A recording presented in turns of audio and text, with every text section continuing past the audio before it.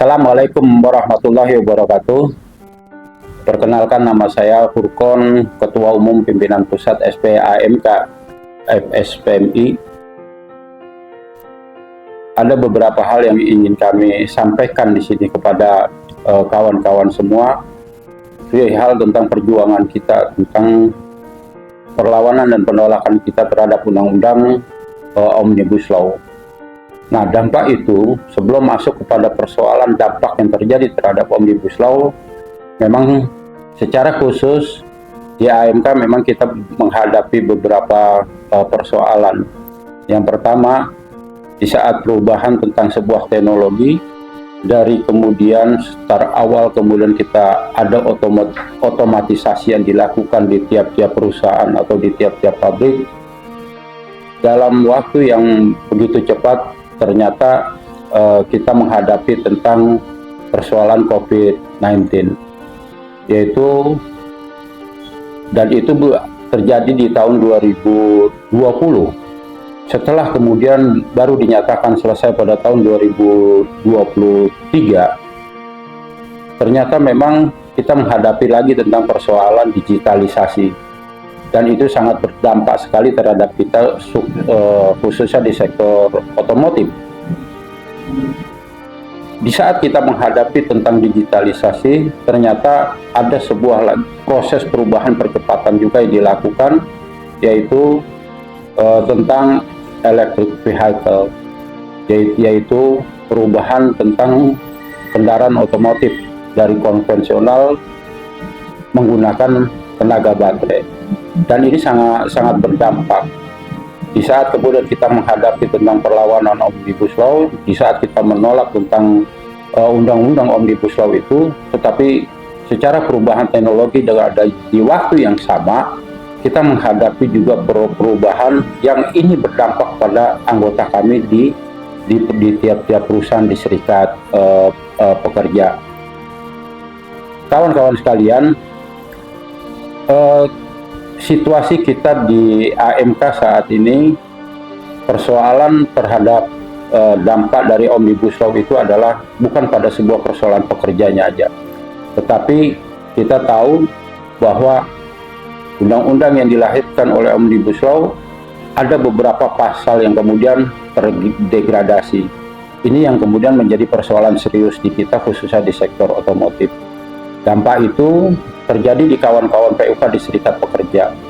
Di saat kawan-kawan ingin melakukan sebuah revisi terhadap perjanjian kerja bersama, maka sudah sepantasnya dan selayaknya di saat kemudian serikat pekerja melakukan revisi adalah menjadi suatu asa atau harapan tentang sebuah nilai-nilai perbaikan dan perubahan dari pasal-pasal di PKB itu sendiri.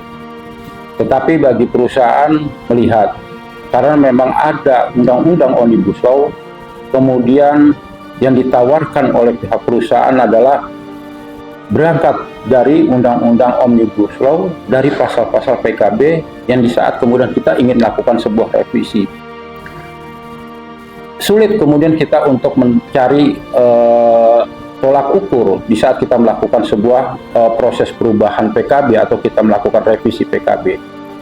Rata-rata karena dampak Omnibus Law itu sendiri, akhirnya revisi perubahan yang dilakukan sama kawan-kawan di serikat pekerja itu tidak dapat dilakukan, tetapi kemudian Omnibus Law pun itu bisa kita tahan, cuma dengan catatan sebagian dari kawan-kawan di AMK adalah jalan tengah yang diambil adalah menggunakan PKB yang lama untuk bisa diteruskan. Nah, pertanyaannya buat kita, kalau seandainya Omnibus Law ini tetap terus kemudian dilakukan, sementara kita tahu ada beberapa pasal yang kemudian terdegradasi, kemudian sampai di titik mana kemudian kawan-kawan di serikat pekerja bisa melakukan sebuah revisi yang pada akhirnya revisi itu menjadi lebih baik.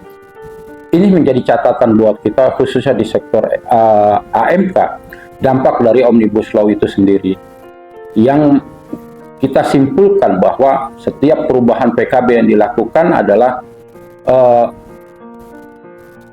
revisi yang dilakukan tidak pernah berdampak terhadap sebuah perubahan, tetapi yang bisa dilakukan adalah bagaimana perjanjian kerja bersama yang lama itu tetap diteruskan. Itulah dampak dari Omnibus Law berkaitan terhadap perjanjian kerja bersama. Nah, dampak kemudian terhadap para pekerjanya itu sendiri, memang kita tahu ada beberapa yang kemudian terjadi pada saat dampak Omnibus Law itu diberlakukan, akhirnya menjadi korban di kawan-kawan kita, yaitu tentang terbukanya pekerja outsourcing dan pekerja magang. Sejauh ini kita sudah tidak melakukan hal-hal yang seperti itu, ternyata sekarang keran itu dibuka. Dan ini yang menjadi problem kita khususnya di AMK, di sektor otomotif. Kami tetap akan melakukan terus kemudian perlawanan perjuangan untuk menolak tentang Undang-Undang Omnibus Law itu sendiri. Karena dampaknya ini sangat luar biasa. Saya melihat ada sebuah pengunduran dari sebuah nilai-nilai kesejahteraan yang selama ini sudah diperjuangkan. Walaupun memang dampaknya itu tidak semua kita di sektor otomotif. Tetapi persoalan kita adalah tentang mereka kawan-kawan yang ada di serikat pekerjanya.